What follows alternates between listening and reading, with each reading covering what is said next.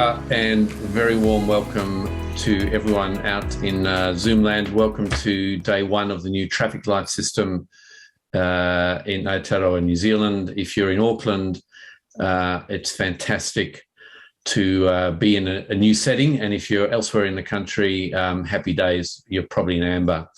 Folks, we are in the process of delivering the FSC's ReGenerations Reimagine conference, as we've been doing for the past 7 weeks, twice a week. And we're heading into next Monday and Tuesday with our fuller program. But today's discussion is going to be a really interesting one on the battle for trust and confidence in financial advice. As ever, with all big events, and certainly the FSC event is very delighted and humbled to have such fantastic support from around the marketplace. So a huge big shout out to all of our sponsors, a huge big thank you, and in particular for this session to Chatswood Consulting and Russell Hutchinson and the team.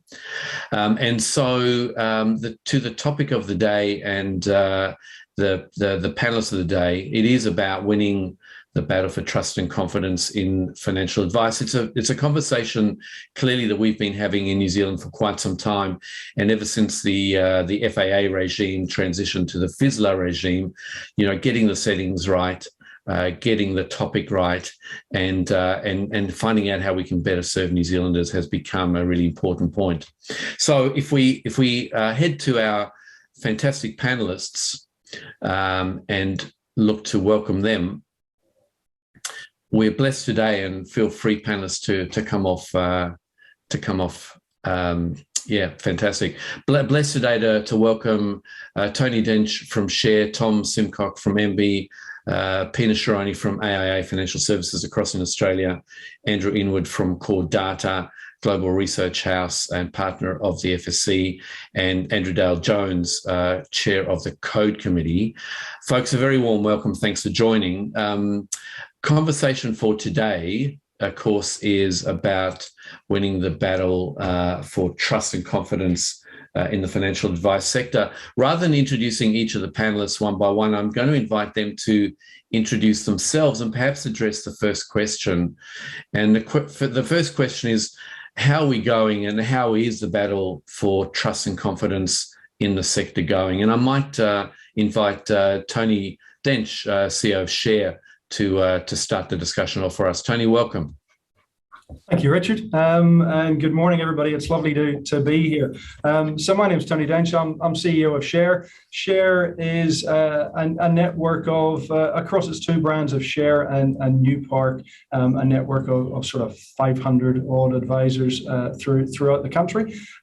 So I'm going to focus perhaps on answering that question in the context of Advisorland. There are others on the panel here that will talk about building the trust and confidence across the sector.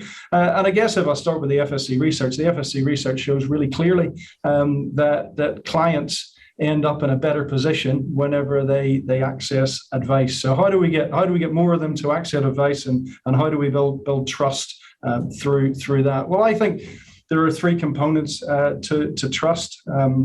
You got to keep their confidences. So you got to look after the secrets. The clients tell you lots and lots of things. You've also got to tell the truth. And you've got to look after them as you go. So that client service thing. If you do those things really, really well, then you will build trust. If you're lucky enough that they like you along the way, then you'll build a relationship. And if you've got a relationship, that is significantly more valuable in a transaction. And too often in the past, I think the sector has focused more on transaction than relationships. So I think those are the key things in building trust in the advisor part of the world. Of course, the trickiest bit of all of this is to build trust. You've got to go first. So I've spent quite a bit of time encouraging advisors, and certainly encouraging advisors in the Share and New Park world to trust in the changes that are going through the industry at the minute. Trust the regulator, trust trust the government and MB and the changes that we're working through with the legislation, because this works for everyone. Then you get trust in return. Hopefully you build that relationship and off you go. Fantastic, Tony. Look, you raise up a number of key issues which we will try and unpack as we go through the discussion. Andrew, I might head to you second, if I can. Thanks very much, Richard. It's delightful to be here and delightful to be in talking to people in New Zealand, a country where trust is actually higher than the rest of the world, which is an interesting outcome of what's going on in that marketplace. I'm sorry, I have a small cold. For those of you who don't know CoreData, we do this type of research globally and have been doing it for the past 20 years, and trust and the way people pass trust in service-based environments is the subject of my postgraduate research. So I could bore you endlessly with this topic. Trust is actually a well-known psychological construct, and it's part of the glue which makes us human and allows us to actually outcompete all other animals. For those of you who don't know about us, we were actually running around at the same time as the Neanderthals, but we were able to form groups and look after each other, which the Neanderthals couldn't do, which is why we managed to outcompete them. Trust is a construct of 4 different psychological integers, which are benevolence, competence, authenticity, and predictability. It's written by a man called David McNeil in America in the 1970s, and has been tested and tested and tested and tested, and is the most reliable indicator. Where it intersects with financial advice is really interesting. About 25% of New Zealanders have completely low trust in financial advisors. That's 40% in Australia and 38% in the US, if you wanted some international integers. So Kiwis are much more trusting. They've had fewer bad experiences, which is possibly why they're much more trusting. But the really interesting part about this is if you're into a financial advice relationship, great financial advisors transform people's lives, and they transform them fundamentally. They give them much better futures. And as Tony was saying, that's really evidenced by what we know about what's going on. They're 4% better off in the compound sense. It means they get to save 4% more a year. They've got 52% more savings than KiwiSaver. They've got much better insurances. They're much more confident.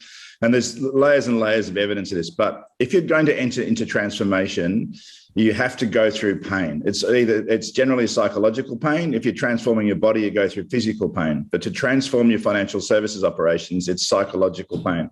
To do that, you have to have a trusted relationship, which is why it's so critical and so important. For people to go through the process of transformation, trust has to be passed. There's a really clear pathway about how trust is built. It's evidence-based. As Tony said, it's experiential, and it's the big thing that we've got to face into in this environment, because we know that having a trusted relationship with a good financial planner transforms people's lives forever. But the first 3 months is really painful. So back to you, Richard.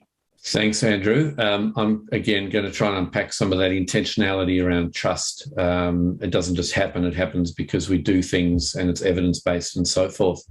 Pina, I'll bring you in at this point, and similarly welcome. Both of you have joined us earlier in the morning, so thank you for getting the coffee going. And welcome to your perhaps second FSC platform. Pina, over to you. Thank you. Thanks, Richard, and thank you very much for having me, and good morning to everyone.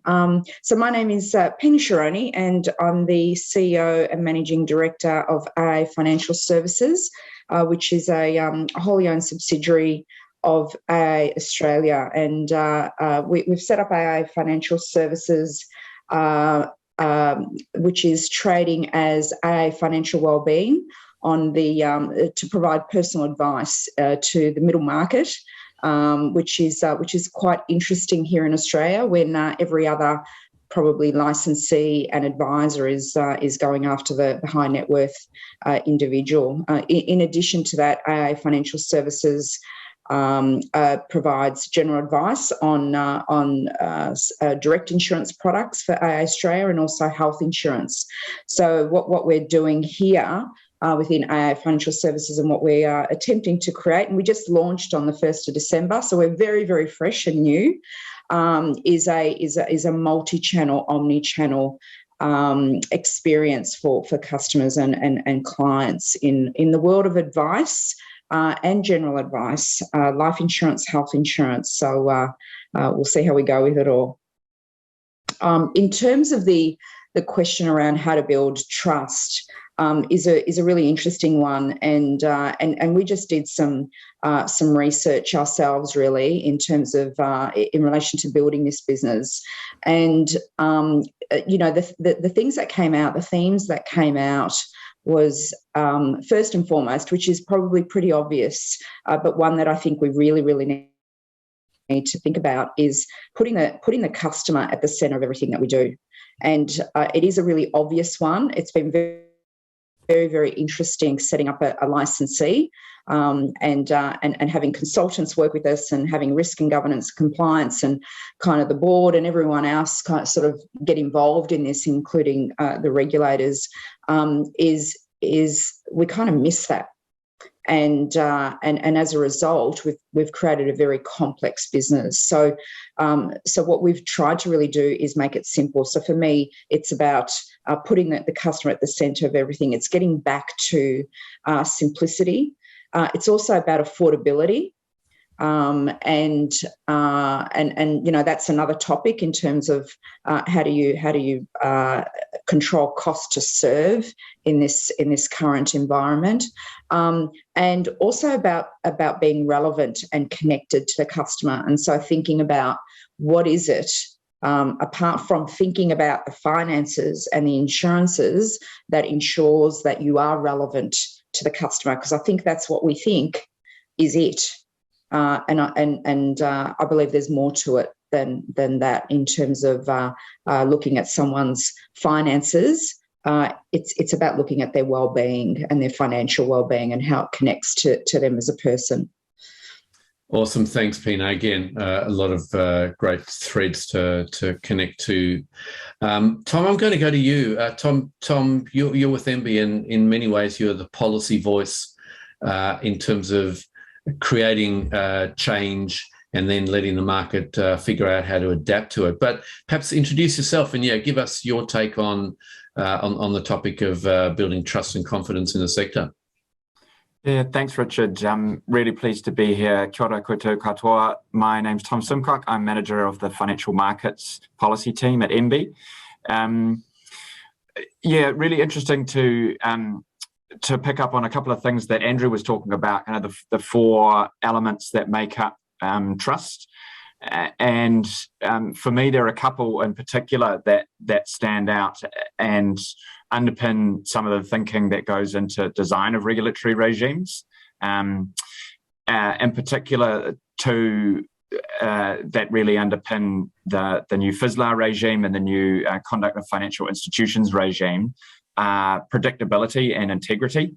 So predictability, really important that people know what they're going to get. They want the financial products and services that they interact with to do what they say on the tin, basically. And in terms of the new financial advice regime, that meant kind of getting rid of the artificial distinctions between different advice types, product types that were really confusing and meant people, weren't getting the advice that they needed. Integrity, similarly, setting kind of those important high kind of quality standards across the board in the Act and in the code, disclosure requirements and so on, means that people know that any advisor that they interact with is going to be subject to high standards. So those in particular are really important in terms of influencing our thinking from a policy design perspective, and similarly can talk a little bit more later about COFI. But I think whether you're interacting with an online service or a person face-to-face, those two are fundamental elements. So now that we've got the settings in place from a alleged design perspective, really interesting to see how it all plays out in the market. Tom, if you don't mind me asking, where did price come into that conversation with you? Because there's this kind of price value construct which around the world has become a trap for many, many players. The race to the bottom and saying that price is the only arbiter of value has proved to be something which is a false promise. particularly Europe allows people to charge up and down the scale depending on the services they provide. In Australia, there's a race to the bottom. The legislators are pointing to this 45 basis point cost, or pointing to a very low cost, which is having a lot of unintended consequences in terms of driving down the quality and racing to a digital least worst solution. And no one wants that, particularly at the point of retirement. That's a very bad outcome at the point of retirement. How are you handling that? Yeah, it's an interesting question. I think the two objectives of the new advice regime were, improving quality, but also improving access to advice. And the two can be a bit at odds with each other. If you raise the quality standards too high, then you're going to be imposing barriers to entry and reducing access. So that was a very important balance to get right. It's early days in the regime, and I think we're still going to be needing to monitor it quite carefully. I think there's a big question about how the code works in that respect, and an ongoing conversation between Angus and his code committee and the FMA, and the feedback we get to make sure that we've got the settings quite right. Thanks for that question, Andrew, and thanks, Tom, for the introduction. So that leads us to Angus to close out the introductory comments. Angus, you've been kind of on this topic now for quite some time, and a little like Tom, setting a framework for the sector to aspire to. But why don't you introduce yourself and give us your take on the question. Kia ora, Richard. Tēnā koutou katoa. Lovely to be here. I'm Angus Dale-Jones, and I am chair of the Financial Advice Code Committee, which is established by the legislation and sort of sits in the heart of the regime. And I suppose to reflect on everything that's been said so far, the code is the part of the regime that really delivers on this client centricity. Our very first standard is treat clients fairly, and also make sure that that FSLA is a conduct regime rather than a compliance regime. And why is this important to trust? If a conduct regime delivers as intended, and admittedly there is an if there, then the outcome is all about behaviours and attitudes, and less about paperwork and processes and ticking boxes. So what we've tried to do in the code is create a regime that turns people's attention to how they are influencing that relationship that they have with the client. That's at the heart of it all. That said, as Tom's pointed out, we are in the early days of the regime. And in fact, as far as licensing and competence go, we're still in the transitional period. We've got a year and a bit to run in that transitional period. So the Code Committee is very much in ear to ground phase or mode, listening to feedback and hearing how things are going. But the sort of things that we are paying particular attention to is where we hear people using the language of compliance rather than the language of conduct. So what does that mean? So when the squeaky wheels are all about transactional comments and referring to things like statements of advice, which is an Australian requirement. It's not a requirement of the code and not a requirement in New Zealand. Or talking about the amount of paperwork that is required to be delivered to the customer, which is, again, not a requirement in this regime, aside from some fairly streamlined disclosure regulations that MB has developed. The code doesn't impose any obligation there. The code focuses more on understanding. So we pay attention when we hear people talking about that, because that means that people are not reading the code as we intended the code to be read. So yes, if anybody listening today has some views about whether the code is actually delivering on behaviour change, or whether there are indeed problems when it comes to transaction and procedure and so forth, we would be very keen to hear about that. I mean, at the end of the day, FSLA is all about creating this regime for advice where there are not strict barriers between different types of advice.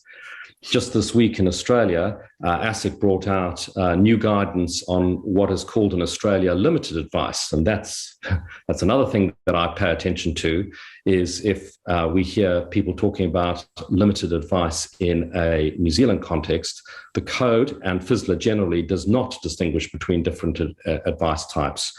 What it focuses on is a requirement in the legislation to make sure your client understands the nature and scope of advice, and then to build your advice from there and build the suitability of the advice from there. So it's not the case that you have to think about all possible financial and non-financial things that might affect your client's well-being. It's about tailoring it to the nature and scope that the client understands that you're giving them advice on. Richard, I think that's a good place to leave the introductory remarks, but happy to take questions later. No, awesome. Thanks, Angus. I'll just stick with you for a moment, right, which is this nexus between conduct versus compliance, which you so eloquently put.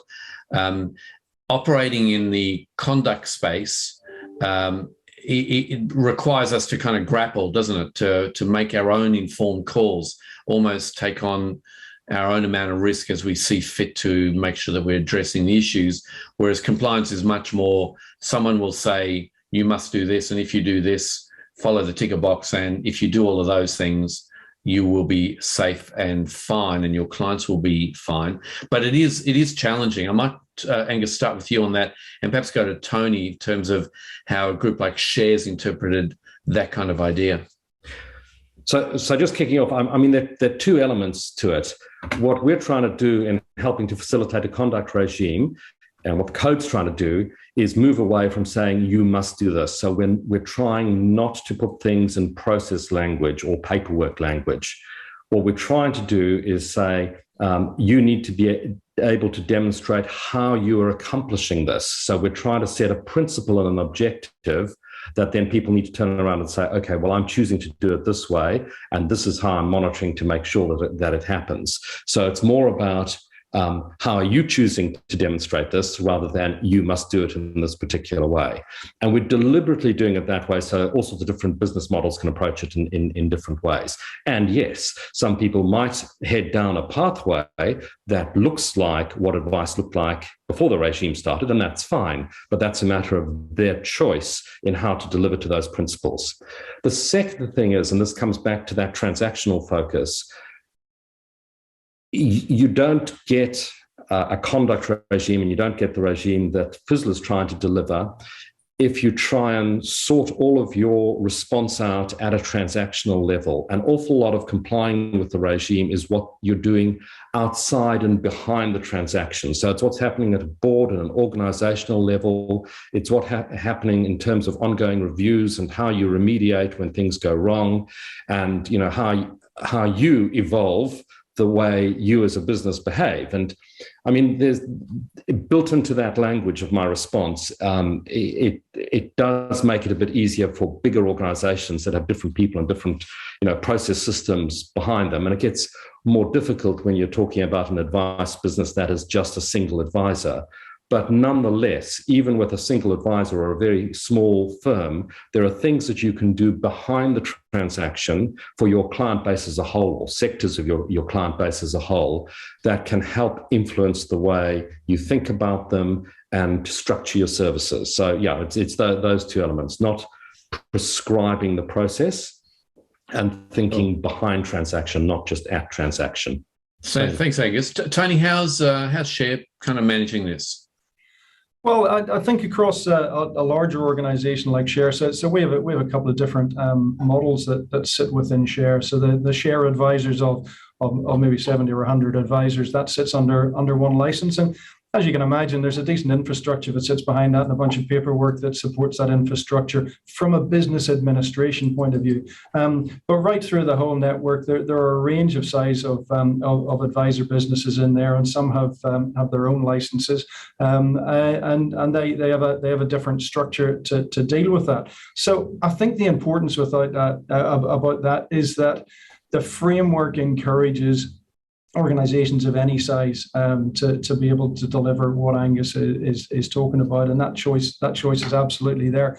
But the thing I really want to pick up on is this distinction between transaction and relationship, and it ties in, Angus, very closely with compliance and conduct. You can have a platform that is compliant that delivers a transaction. It might be digital, it might not be. It might be an advisor just turning the handle, and that can create a reasonably successful business, and off it goes. But I think to deliver really enduring success in this sector, in the past and in the future, it absolutely requires the building of relationships, and relationships require touch points. So seeing those clients reasonably regularly, to me, that says, well, provide a range of services to them. So something that approaches more of a full service suite across investment, insurance, mortgages, maybe even fire and general across that too, because that will keep that relationship alive. It will give touch points that continue, and of course, from a commercial perspective, that's an enduring relationship that will carry on for a long time. That's good for client, it's good for business, and to my mind, it's good for conduct. Thanks, Tony. Pina, I'm going to go to you on this same topic, but before I do, to anyone watching, feel free to Q&A if there are questions you've got, or chat through. There's already a little bit of chat going through, so feel free to participate.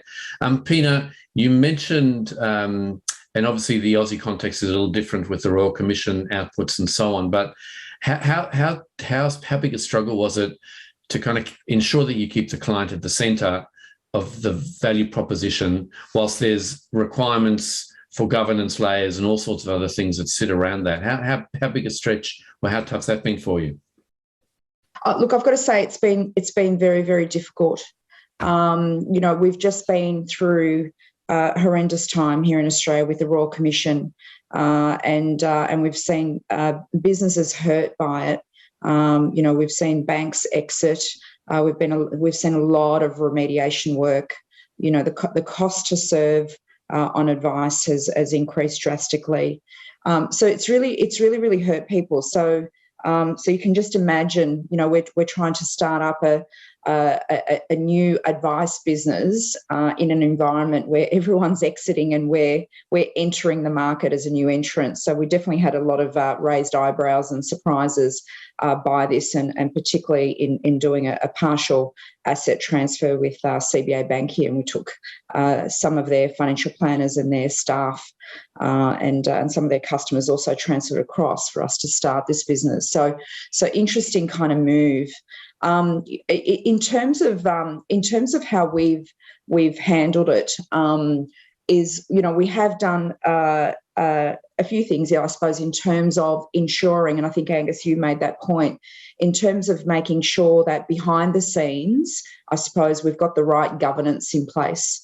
And and so just sort of looking at the framework, looking at the licensee obligations, and making sure that behind the scenes, so right up from starting at that board level, and then looking at the governance and sort of the committees that report to the board, and that process behind the scenes that the customer doesn't see, and in setting that up, and we've spent a lot of time setting that framework up.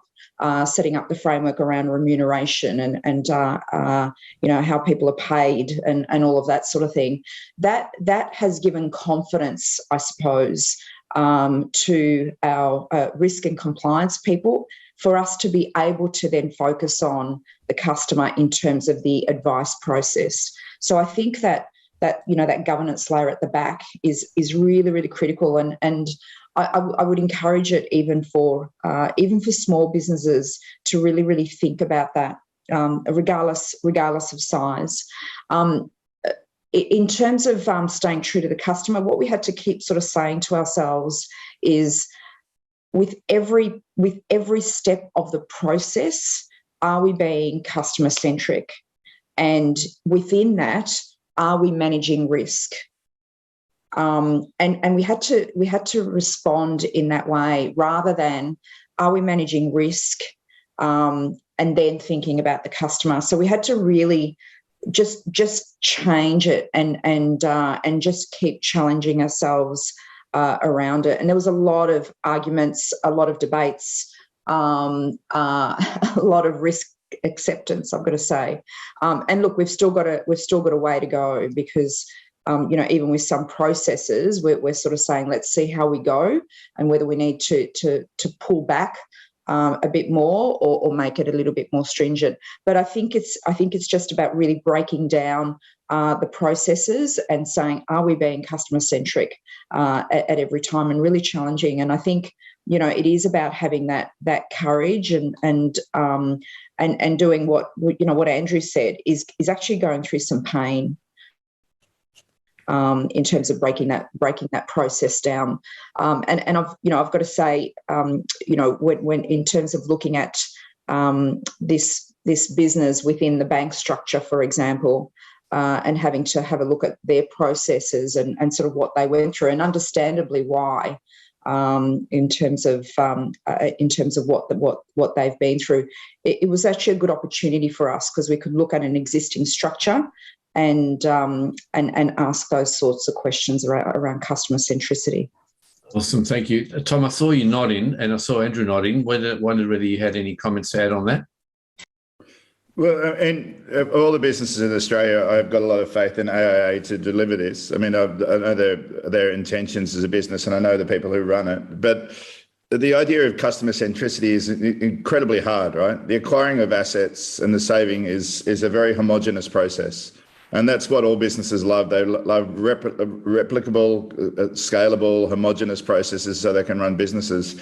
And the reality of that is that people aren't homogenous. They're heterogeneous. They want individual treatment. They want punctuated treatment. They want to be treated at different times. And it's incredibly hard to build a business which is both homogenous at its structure so that it can actually satisfy the needs and demands of any business and risk and doing all those things which insurance businesses have become incredibly good at, and then provide a heterogeneous service. Now, AA is going to have a good go at that, and they've demonstrated that they've got the capability and skills in that space. But I mean, I think with all the best intentions and will in the world, they would get to satisfy that, let's say 90% of the time. And there'll be 10% of people who are unhappy because of whatever, because you can't make people unhappy. We had a person yesterday ringing us because we're doing some research for a superannuation fund. They rang us 6 times to say, how have you contacted me? Blah, blah, blah, blah, blah, blah, blah. And it said, because you're a customer of this super fund. And on the 6th call, I pointed out, the only reason that we had your email address is because you've got some money with them. But it took a long time for them to actually understand that, because people are, complex. So building a system which is scalable and satisfies everyone, it's impossible. But if we can do it the best for the most, then I think that's a kind of really meaningful outcome. And we talked about the separation of transaction and trust. The reality is that trust is built through a series of transactions. It's the repeated application of reliable transactions which builds trust-based relationships. And I guess that's what Pina's talking about. She's going to build a system which is going to allow people to consistently have that process. And you can't legislate it for it. You can have a go at legislating for it, but you can't legislate for stopping people to speeding. You can't legislate for people to take their blood pressure medication. You can't legislate for people to not bash each other. Whatever guidelines you can put in place, you can't actually legislate and rule human behaviour. So people are complex. The persistent application of discipline in your life leads to better outcomes, but you can't legislate for that. I'm sorry, I'll hand back to Tom at that point. Thanks, Andrew. Over to you, Tom.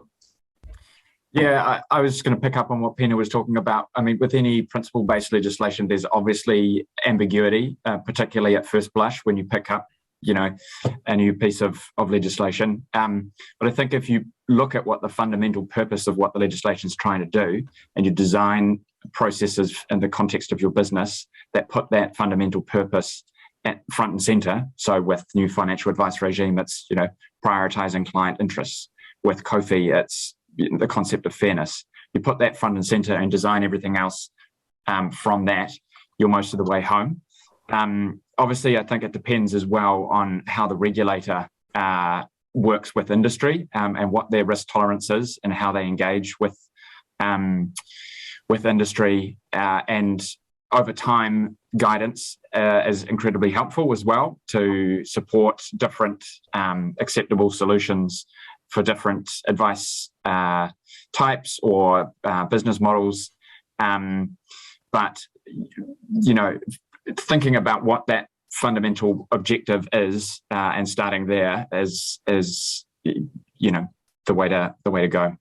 Great. Thanks, Tom. Pina, I'm just going to come back to you on this notion of cost to serve, because it's a kind of big part of the advice narrative in Australia, isn't it? Really understanding all of your costs and so that you can charge appropriately. Can you perhaps just unpack some of the challenges you've had around setting price and understanding that? And then we might just jump into this discussion with everyone around, if price becomes important, that then defines who your marketplace is, people who can pay, and then that question about whether advice is really a luxury service for people who can, as opposed to, in your case, a mass market or a more mass market offer. So yeah, just perhaps start with you on that one. Yeah, and look, I might be a bit controversial here, I suppose, because what we did is, and this forces us to do something, and forced us to look at this in a particular way. But what we did was, you know, we did the research. We said that we want to operate in that mid market. You know, we're not here to really compete with independent licensees here in Australia who are pretty much focusing on the high net worth individual, and we've also got the industry funds that are really focusing more on that default sort of cover, for example, default insurance cover. So we wanted to play in that mid market, mass affluent market there. So what we said was, let's go out and see what is it that people expect in terms of advice fees, and let's position ourselves there. And that's the approach that we've taken, rather than say, this is what it takes us to run this business and we're going to charge fees accordingly. So that's an interesting approach to take. But what it's actually done has forced us to think about straight away, and I suppose we've got the luxury of starting something from scratch pretty much. It's forced us to think about how do we provide advice. So, for example, we've decided that we will have a remote advice model, a virtual advice model. So we're providing advice this way in the main. So it'll be, the default is virtual. And that assists, I suppose, with reducing a number of costs, for example, in terms of office locations, travel time, productivity, I suppose, and it also allows us to do recording of meetings, allows us to therefore, look at sort of the analytics around those recordings, send those recordings into file notes and a whole bunch of things like that. And we've also really come at this from a digital perspective, and I'm not talking about robo advice. We're not doing robo advice, but we've right from the outset said, okay, we're going to engage with the customer in a digital way, and to Andrew's point, not everyone will be happy with that. But that's the way that we're approaching it to keep our costs down. So, for example, we've spent a lot of time building a customer portal where there's very much a self-service approach to advice and to what we want to get the client to do for us, I suppose, and to engage with us. So we've spent a lot of time on that, and we recently had a presentation with Matt Hine from NetWealth, whom you would know, Richard, and they're spending a lot of time, and they're to be honest, they're far more advanced than us in terms of that digital engagement with the customer. So I suppose, and there's a number of other things that we've looked at, I suppose, to keep that cost down. So I suppose we've come at it at a different way. We've said we want the fees to be this because we want to be affordable. We want the customer to feel that they can access advice and make the process as simple as possible. The other important thing that we've done, which I think is something for any business really to look at, is when we've broken down the process in terms of engaging with the customer at every point. we've really looked at what is it that a financial advisor should be doing, and what is it that the paraplanner should be doing, and other people within the team. So we've set up what we call a sort of a triage team at the outset. So that does a lot of that kind of initial engagement. So we've really broken down the process and said, where can the advisor really add value?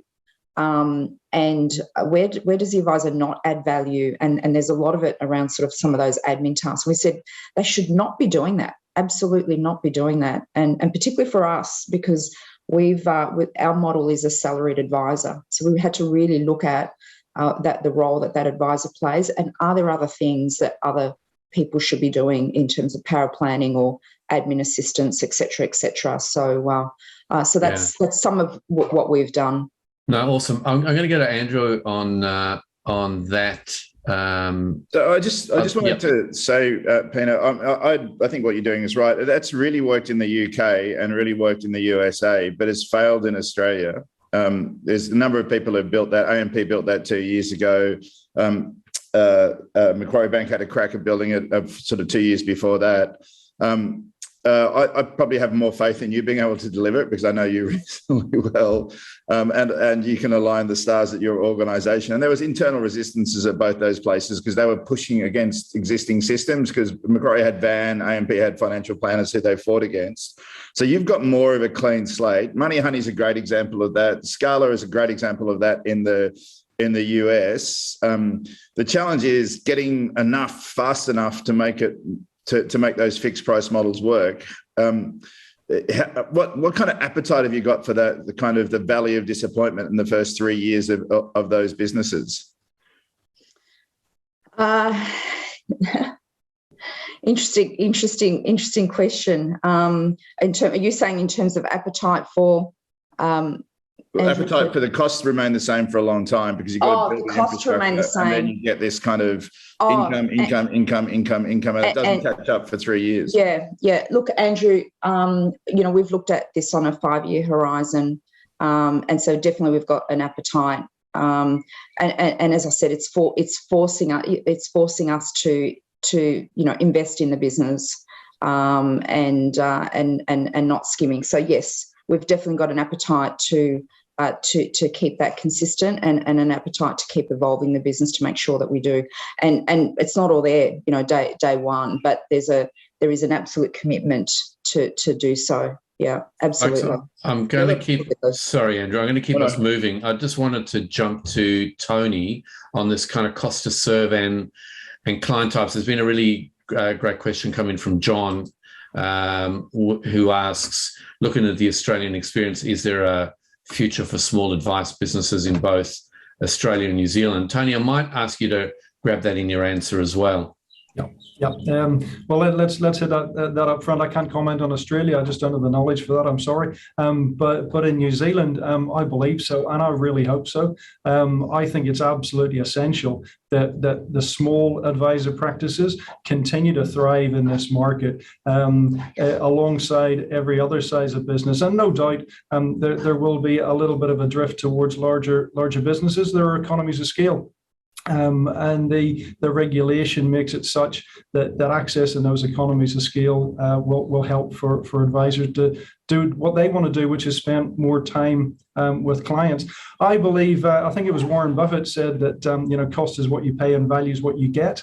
And the research shows again and again and again that clients really do value being in front of an advisor physically. So they're in an office, and we've missed that during COVID and lockdown and everything else. Absolutely a place for digital interaction and digital entry.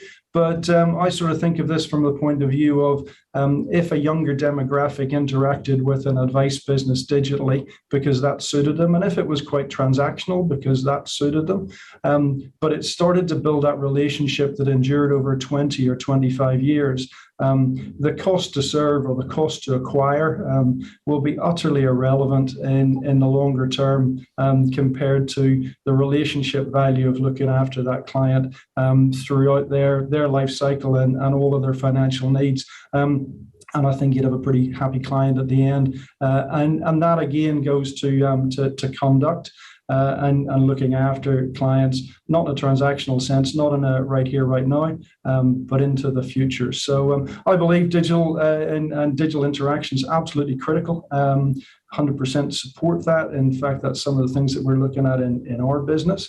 But fundamentally, I think this sector survives on face-to-face interaction of advisor to client and good conduct resulting in a good result for the client. The research, I think, bears that out. Some of the FSC research bears that out.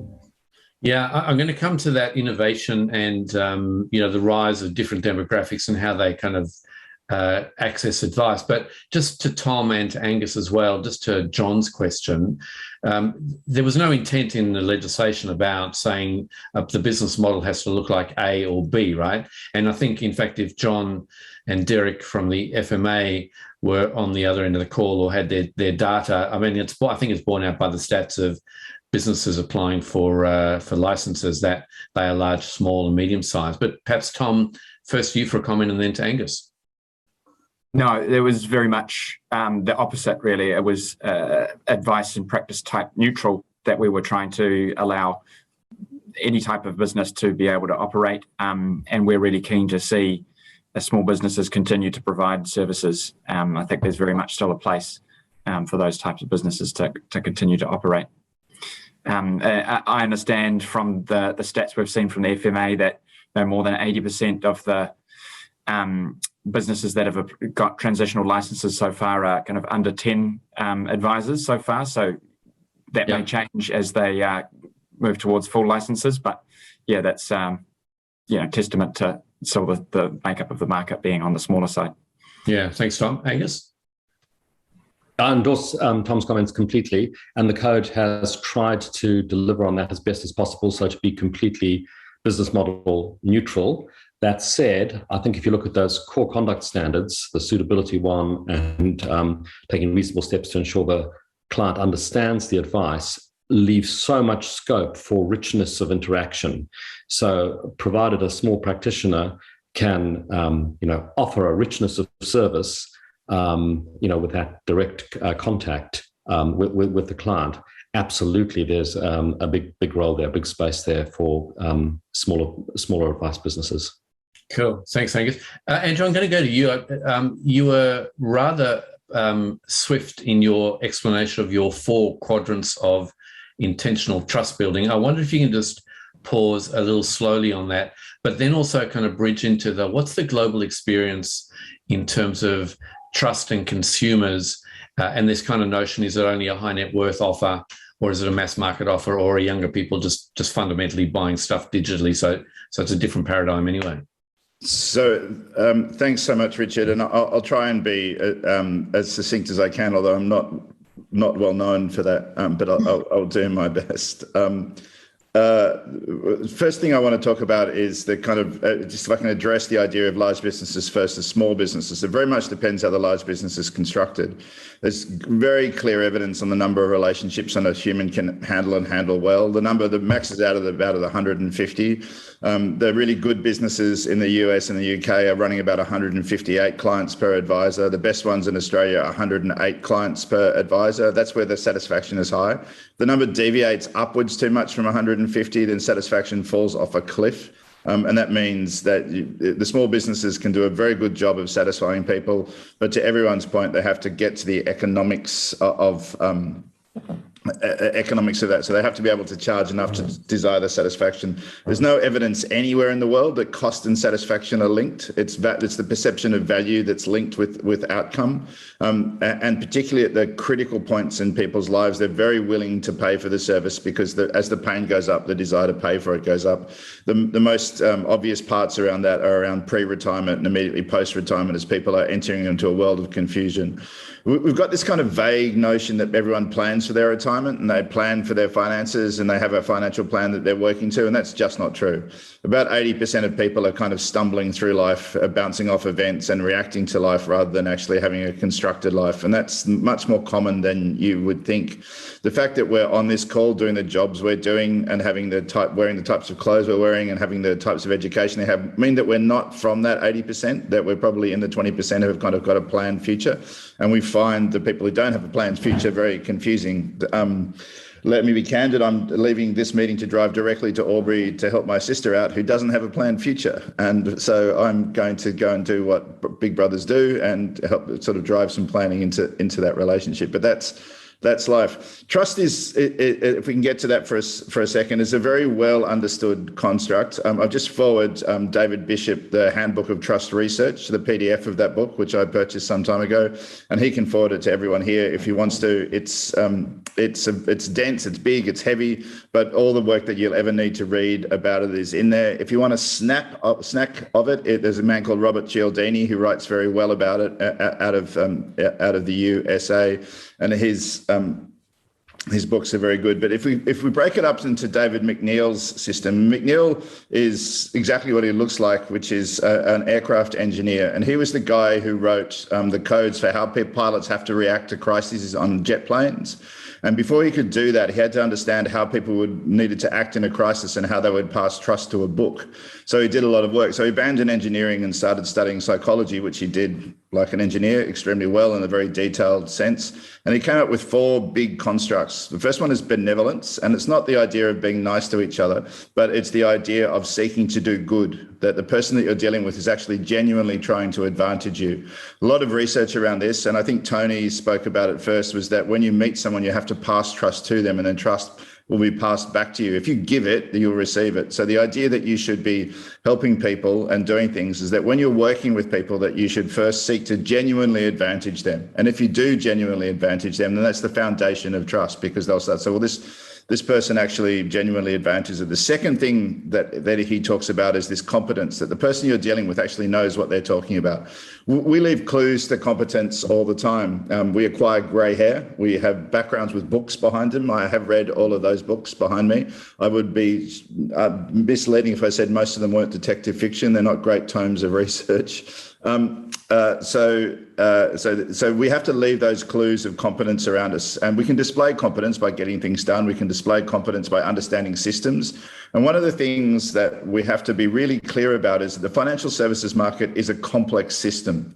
Understanding and being able to navigate it and make the best of it is a real skill, and it requires training and time and all sorts of things. Strange things are happening around that. In Australia now, the term financial advisor is what's called a protected term, like dentist or doctor or all those other things.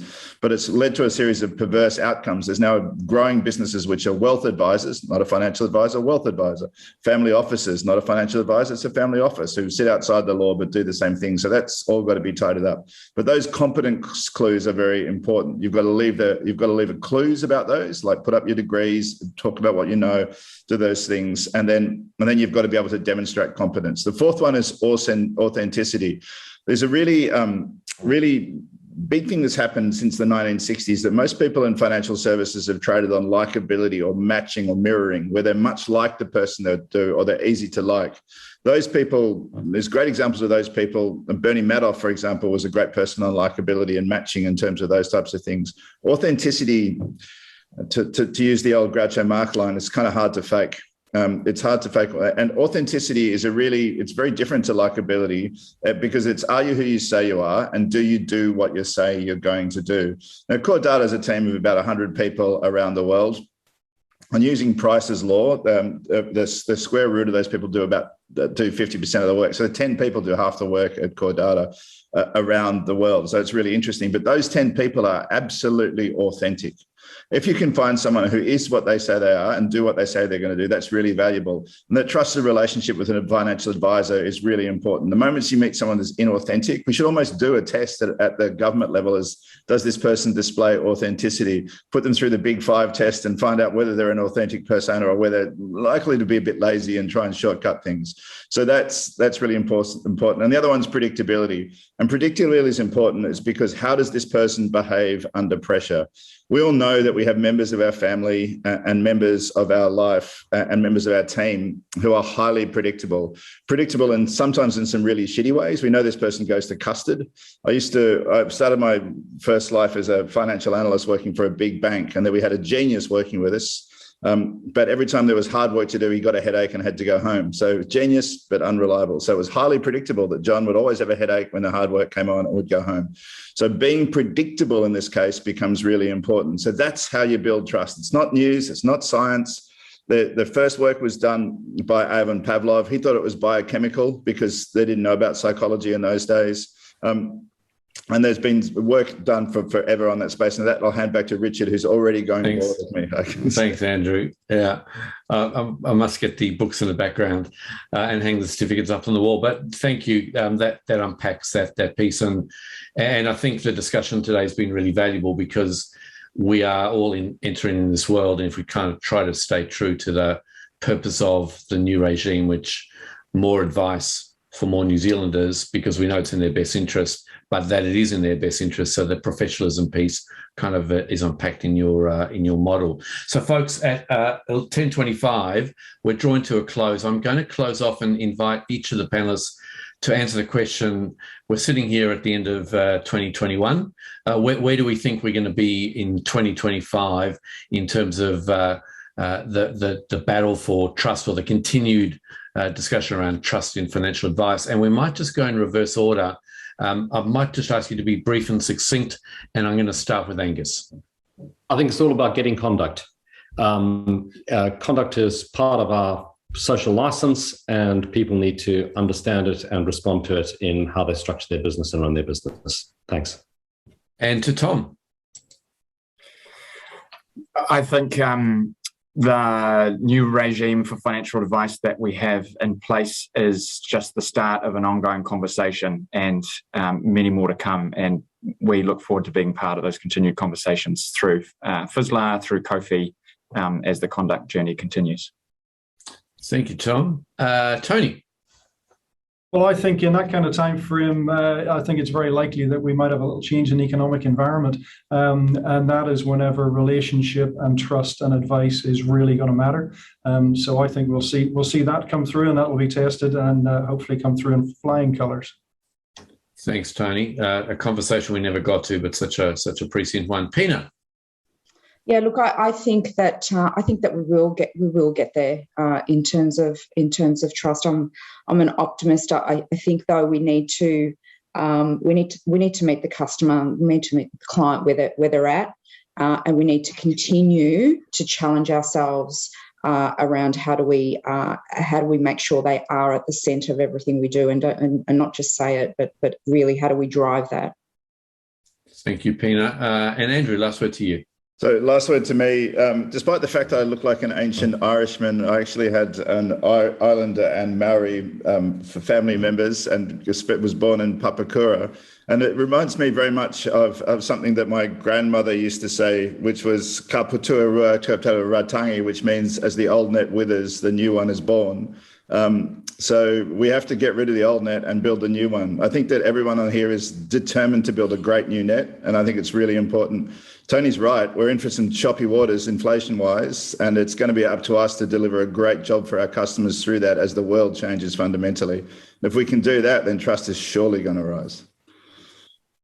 So, folks, a huge thank you. That's been a really provocative discussion and a really detailed one, and it feels like there's probably another hour we could really unpack it. So a huge thank you to the panel. I'm going to invite Russell Hutchinson from Chatswood Consulting, who's no stranger to the FSC community. He's involved in many, many, many things. And Russell, I think this is the fourth year where this roundtable, which today is a virtual roundtable, has previously been a physical roundtable. But over to you for a brief message, and of course to thank the panel. And thank you, Richard. It's fantastic. It's been an amazing session. I run Chatswood Consulting, and obviously trust and advice is a key issue for most of our clients. And so, yeah, it's incredible really to see, the debate through the trade-offs and so on. But what really struck me was that if we're all in this canoe together, which is our theme, then, things like law, regulation, code, those things that have been talked about, they're part of that together environment, that environment that we share. But if trust is a building, and we want a client to enter that building and take our advice, maybe take a risk in changing their behaviour, then you could do plenty worse than just go back to those 4 points and say, Am I doing good?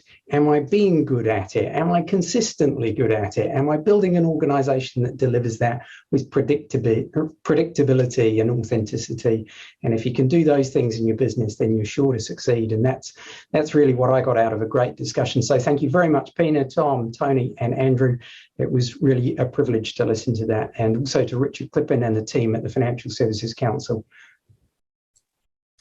And thank you, Russell. An awesome closeout, folks. As we just finish up, next Monday, Tuesday is the full program. We have Deputy Prime Minister Grant Robertson. We have Minister David Clark. We have Todd McClay. We have the Deputy Governor of the Reserve Bank, Jeff Biscand. It's going to be a pretty awesome piece. You can happily just register through the FSC website. Thanks again for joining. Thanks again for listening. Thanks again for contributing. And we will see you Monday, Tuesday on various sessions. In the meantime, have an awesome amber, red, or no green setting. Get your coffees, get your suntan, have a haircut, whatever it is you choose to do. It's been, as Russell said, a privilege to have this conversation. Kia ora and have a great afternoon. Bye for now.